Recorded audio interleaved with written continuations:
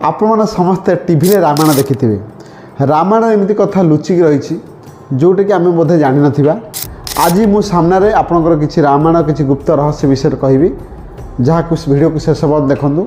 नमस्कार, जय Shri Ram. My self engineer Pramod Kumar Shetty, motivational speaker come author and business coach. आज मु रामायण किसी गुप्त रहस्य विषय कही वीडियो को शेष पर्यंत देखूँ, बहुत इंटरेस्टिंग लगे। समस्ते जानी रामायण वाल्मीकि लिखिते किंतु प्रभु राम कथा हनुमान निज नख मुंडर गोटे पत्थर उपर लिखिते। जिते वाल्मीकि देखिले बहुत सुंदर भाव में हनुमान गोटे पत्थर उपर निज माने नखरे लिखिं।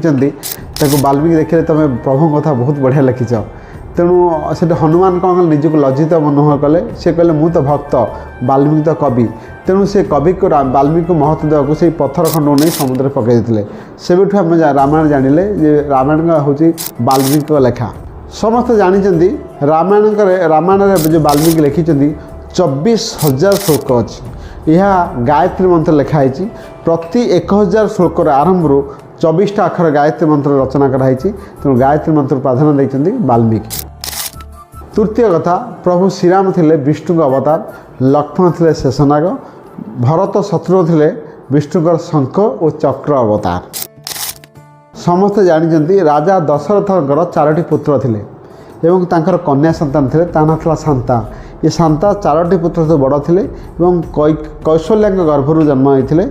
दिने राजा दशरथ तांकर ई कन्या शांता को अंग देशर राजा रोमपद और बासनी को दान कर देथिले, कारण तांकर के पुत्र संतान नथिले। पंचम कथा, सीता छोट बेले शिव धनुष उठे देथिले। यह देखि मिथिला नरेश जनक निष्पत्ति नहीं जे शिव धनुष उठेदेव तांकु सीता सहित विवाह करेंगे। से दिन शर्त रखा जाइथिला। तेणु आप समस्ते जानते शिव धनुष रामचंद्र उठे सीता को विवाह करते। षष्ठ है, सीता स्वयंवर समय सबू राजा माने आसीथिले शिव धनुष स्वयंवर सभार शिव धनुष उठाइवाई। समस्त भली रावण भी आसीथिले किंतु रावण शिव धनुष उठाइबार विफल होते।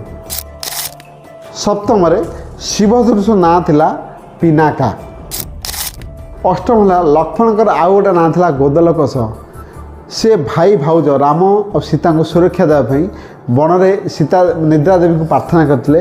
कहले निद्रा देवी मत 14 वर्ष जो भाई भाउज को सुरक्षा दे मत निद मो आखिर हजई दियो। निद्रा देवी प्रकट हो कहते कहले तुम 14 वर्ष आउ जन के शोया दरकार। तेणु सांगे सांगे निद्रा लक्ष्मण कथार ये निद्रा देवी चली जाते लक्ष्मण पत्नी उर्मिला पाखु। सेबेठू लक्ष्मण 14 वर्ष वनवास आदौ शोई नथिले एवं उर्मिला देवी 14 वर्ष शोईकी थे।